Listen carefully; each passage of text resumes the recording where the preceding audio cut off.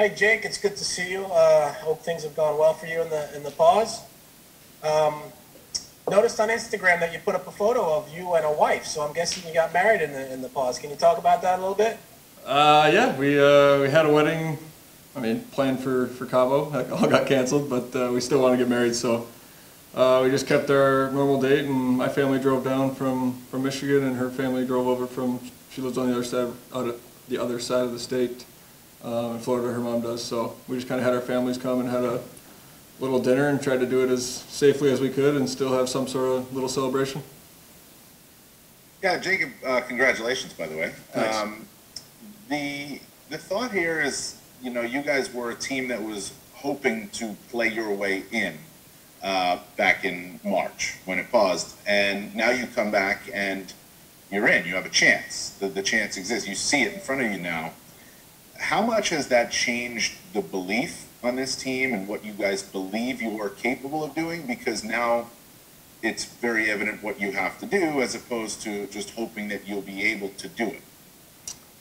Yeah, I mean it's a unique circumstance. I think I don't know if everybody's really fully knows how to wrap their head around this or the way to think to go about it, I guess. But we felt like we were building pretty much from the start of the year. We continued to get better, kept learning about ourselves and what we needed to do, and we thought we were trending in the right direction where we were going to get the chance to be right there on the doorstep of getting in, and wanted to get in. And when we got in, we knew we'd be in a pretty similar situation of being, I mean, one of the few teams in, one of the wild card teams or the last teams in. So, and now it's kind of everybody's in the same situation of coming off this break, and you're in. It's, I guess, more of a level playing field than it's ever been before. With no one knows how to handle this break. No one's been through this. Coaches don't know the proper way to do it. Players don't know. Just try to do your best every day to get back to, I mean, the best game shape, the best, I guess, get your game back to the best place you can in the short period of time that you have. Hi Jake, I asked Quinny this. I would ask you the same thing. How would you assess your season? The first 70 games you played, you came here in the trade. Expectations were very high.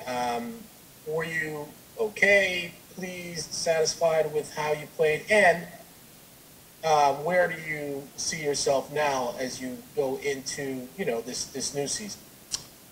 I think there's a lot of adjustments. I mean, I came in not, I guess, not really knowing. I've never been traded, never really gone to another team. So there's definitely, I mean, as much as I wanted to tell myself I was trying to be as comfortable as I could, I was definitely uncomfortable. And I have the type of personality where it takes me a while to adjust and really get comfortable with the teammates and new coaches and all that. So I think even just coming back from the break and being more comfortable with everyone, I mean, I feel way better. I think going forward, I'll be in a much better spot. I did a lot of learning about myself, I guess, and how I transition, and I feel a lot better now than I did coming in, I guess, day one. I feel like this break really helped me kind of reset and reflect on what I do and how I need to play and what I do when I play best, and that's kind of just what I need to get back to.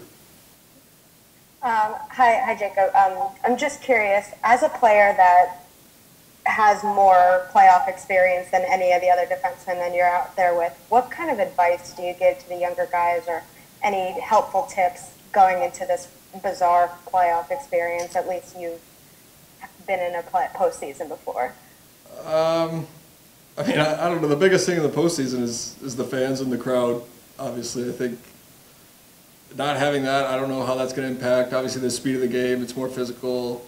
The game changes a little bit, it turns up a notch, but a lot of that I feel like is predicated off the crowd and like the environment you're in.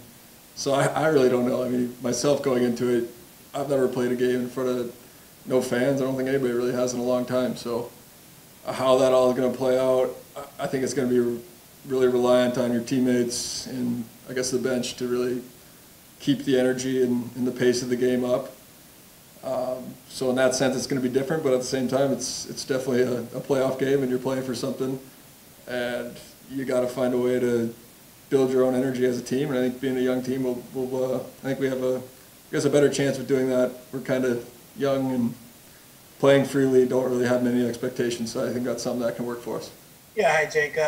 Quinny said that you didn't seem to have a lot of access to a lot of, trappings to stay in shape, and you found a way to stay in shape. Can you just talk to us a little bit about like what you were lacking? Did you have ice? Did you have gyms? Did you have like where you were? I mean, did you have difficulty like getting workout stuff? And a follow up to that is Florida being a place that's the virus is kind of spiking right now. I mean, how do you feel about being able to stay safe while you were down there and now coming back up to New York? Yeah, so I mean, we tried to balance, I mean, being responsible and trying to stay in the best shape you could. I mean, obviously at different points it was different. My wife was in the hospital for the start of it, and then she got pulled out. But I mean, during that time, we were both pretty serious about staying at home and not going out with her, obviously being in the hospital. So at that time, I was pretty much just doing stuff out on the balcony, trying to do whatever I could, because I mean, we didn't feel like it was right to go out and go to the gym or do anything with just her being in the hospital. We didn't think that was the right thing to do. So at that time, we were kind of really doing the quarantine thing, and then as we felt things got safer and were responsible, we kind of, I mean, they closed down the gym at my apartment building. Obviously, all the gyms are closed down, so we kind of found our own way. Got into yoga, started doing a lot of yoga, and then eventually the gyms and stuff opened back up, and we obviously got ice and all that. So once that all started, it was somewhat back to normal, I guess. I don't think you'd say it's completely back to normal, but just find a way to stay busy and do stuff and keep your body active. Hey Jacob, thanks for doing this and congratulations. Thanks. Obviously, I follow you on social media, so I noticed that you had got married. I also noticed, and I'm curious just to get some quick thoughts from you, that when a lot of the social unrest was going on, that you were a little vocal about it on Twitter, just wanted to kind of say your piece. Just why was that important to you to kind of speak up at that time?